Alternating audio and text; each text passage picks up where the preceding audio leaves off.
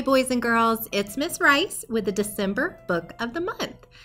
You know, this month, December, we have lots of different holidays going on. Our family celebrates so many different things, from Christmas to Hanukkah to Kwanzaa. And so I chose a book for this month, and the title is called A Wish to be a Christmas Tree. But this isn't a Christmas book. It's more a book about friendship and about being kind to others. One of our school rules is be kind. And I think you're going to see in this book how the woodland creatures, the different animals in the forest, show incredible kindness to a tree. And you'll see what he is sad about and how they help him. Now, this book is written by a husband and wife team.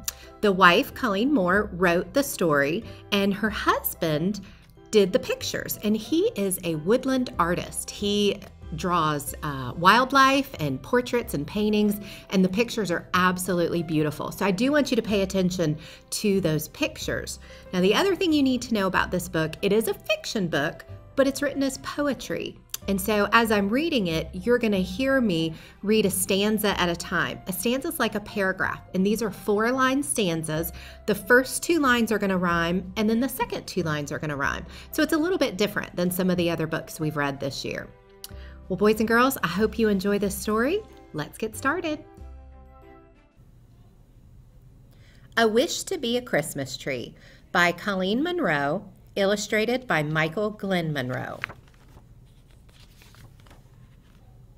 Every year, as traditions go, they get in their cars at the first sign of snow and head to the farm at the edge of town to cut the family Christmas tree down. As Christmas neared, the trees rejoiced, for families would come and make their choice.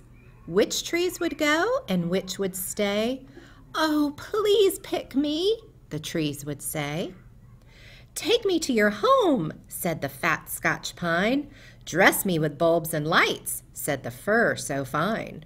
They were all excited, except for one. He knew that his days of being picked were done. I've seen my sisters and brothers, daughters and sons, grandkids and great-grandkids picked one by one. I'll never be taken home. I'm too big and too tall. His sobbing and crying made his pine needles fall. A little squirrel was wandering by and stopped to hear the big tree cry. "Take heart, my friend, and don't you fear. To many of us, you are so dear. Your branches keep us safe and warm. You are our shelter from the storm." A cardinal flying by chirped in, "You're my safety from the wind." Said a white-tailed deer who was walking through, "Cheer up, big friend, because I need you. Your needles give me a nice soft bed, a place to lie down and rest my head. These things you say to me are kind, but nothing can really change my mind. All my life I've wanted to be someone's special Christmas tree." With that, he drew his branches in and closed his eyes to dream again and wish that someday he would be more than just a great big tree. Fast asleep in dreams far away, he did not hear the little squirrel say, "You will be our Christmas tree.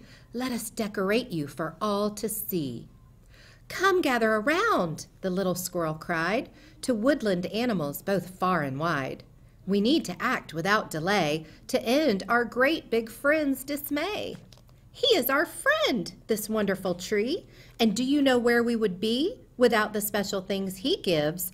I don't know how we would all live." Without ever complaining, he's given these things, yet never knowing the joy that he brings, offering friendship from the very start, never once revealing the dream in his heart. Everyone should bring a treasure, so our giant friend can measure the love for him that our hearts hold, the feelings that we've never told. Each animal came with gifts to bear, over ground, through the trees, and some through the air. With acorns, icicles, and berries so bright, They worked and trimmed into the night. The crows searched their nest full of shiny things, hoping to find the perfect present to bring. There among their treasures from afar was the most beautiful, bright, shining star. His woodland friends decorated him with special things hanging from every limb. Acorns were dangling off branches strong, berries were strung as a garland so long. The first morning sun brought a wondrous sight as icicles glimmered and captured the light. Colorful birds perched all over the pine, as beautiful as bulbs and just as fine. Blue jays as blue as a crisp winter day. Cardinals bright red perched near doves soft and gray. The birds were singing so soft and clear, their most beautiful songs for the pine tree to hear. The big tree stirred and opened his eyes, and what he saw was such a surprise. You have made me beautiful for all to see, and now I am a Christmas tree. You are more than just a Christmas tree, they said to him. Why can't you see? You are special to us every day of the year. We would be sad if you weren't always near.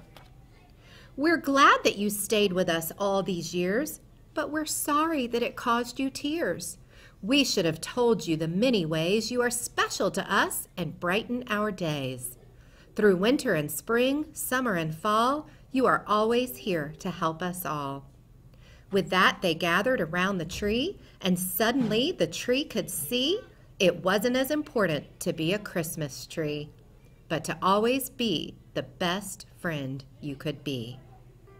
And every year to celebrate, they come together on that date to decorate from end to end the special tree that is their friend.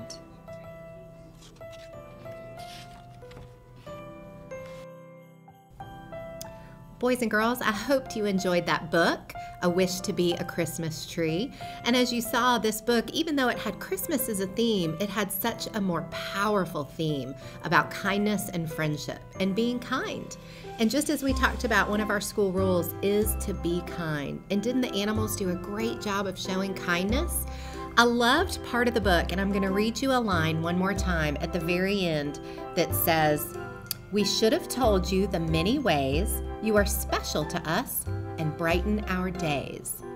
And I think sometimes in this hustle and bustle of the holiday season, we get so interested in the gifts we receive and the toys and the presents that we forget to tell the people around us how special they are and how much they mean to us. So boys and girls, I challenge you over these next few weeks, both here at school and at home, I'd like for you to take the time to find someone who's special to you and make sure you tell them. Tell them all the ways that they brighten your heart, that they make your day better, that they just do something nice for you, and show kindness to them by letting them know how you feel. I hope you have a wonderful month, a happy December, and I'll see you in your classrooms.